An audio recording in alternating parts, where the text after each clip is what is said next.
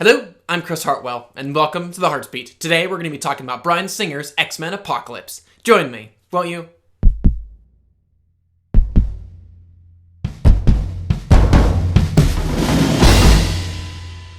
So, in X-Men Apocalypse, we meet Apocalypse, the world's alleged first mutant who has lived through the centuries by transferring his consciousness from one mutant body to the next. Unfortunately, all these years have done nothing to warm him towards mankind, with our greed and our arrogance and our cruelty, to the point where in the 1980s he's decided it's time to wipe us from the face of the earth. Fortunately for us, our good friends the X-Men, led by Charles Xavier, cannot stand for this, and therefore we are led to a conflict of... I'm just going to say it. Extraordinary proportions. Now, after Deadpool, Batman v Superman Dawn of Justice, and Captain America Civil War, X-Men Apocalypse was the fourth widely released superhero film of 2016. More impressive still, after X-Men, X2, X-Men United, X-Men The Last Stand, X-Men Origins Wolverine, X-Men First Class, The Wolverine, X-Men Days of Future Past, and Deadpool, this is the 9th film in a franchise that has been going for over 16 years. And just to completely overwhelm you with stats, in that amount of time, we've actually gotten over 60 superhero films altogether. And I say all this just to illustrate how much was stacked against this film and really achieving any level of originality or freshness, which of course was made all the more challenging as its director Bryan Singer has now directed 4 of those X-Men films. And on one hand, this film did kind of fail a lot in this area. There are so many beats that are pretty much carbon copies as to what's come before in a narrative sense.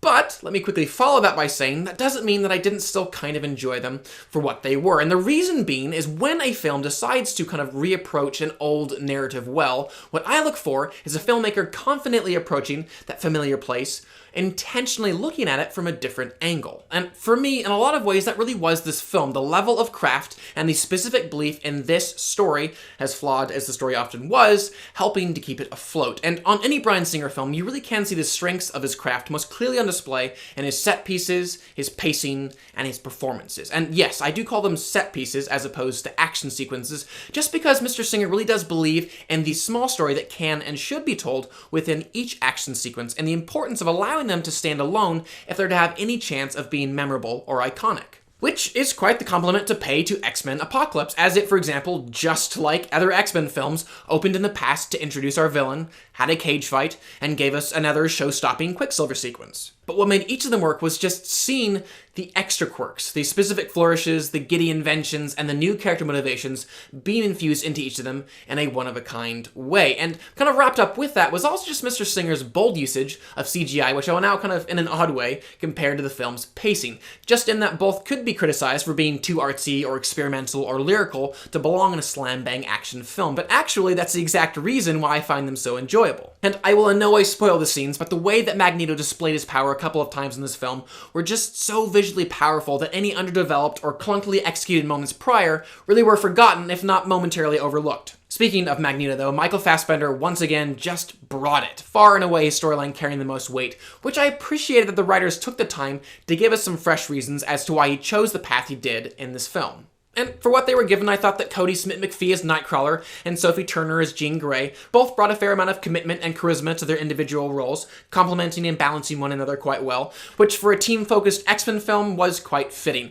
I also thought the usage of Quicksilver, again played wonderfully by the charming Evan Peters, was one of the areas in this story where the writers actually showed the right level of restraint, not trying to claim more emotionally than this film had time to earn. With all that said, in a lot of ways, this film was also just kind of one giant Rube Goldberg machine. Now, let's be clear here. I love myself a good Rube Goldberg machine. Seeing one thing connect to and be affected by another is just good childish fun, and comes from that same innocent place of, wait a second, if I pick up this rock and throw it into the pond, I actually can create a splash?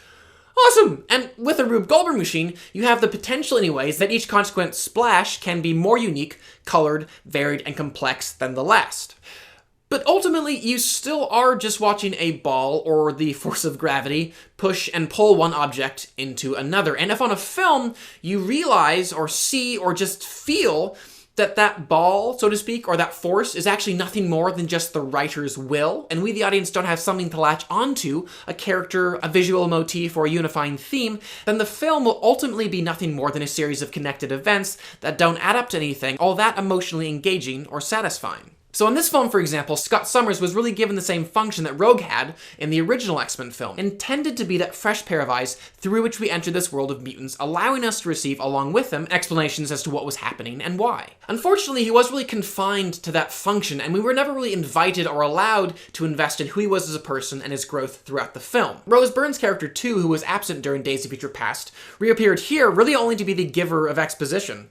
But neither of those characters were the biggest travesty in the character department. I mean, this film had Michael Fassbender, James McAvoy, Jennifer Lawrence, Nicholas Hoult, Oscar Isaacs, and though I do appreciate the fact that the writers took the time to give some of those characters some fresh character motivations, they only gave them so that they could return to the same old character arc waters, especially Magneto. Oh, yes, there's that beat, and it's going to be followed by that beat, and let me guess, it's that beat next. Okay. Got it. Interestingly, Jennifer Lawrence has been getting a lot of flack for a lazy, cashed-in performance, and while there certainly were moments where I could feel that coming through, I couldn't at the same time really blame her all that much. She was given nothing new to do or to say or to think or to fight for on this film that she hadn't already in 2 previous films.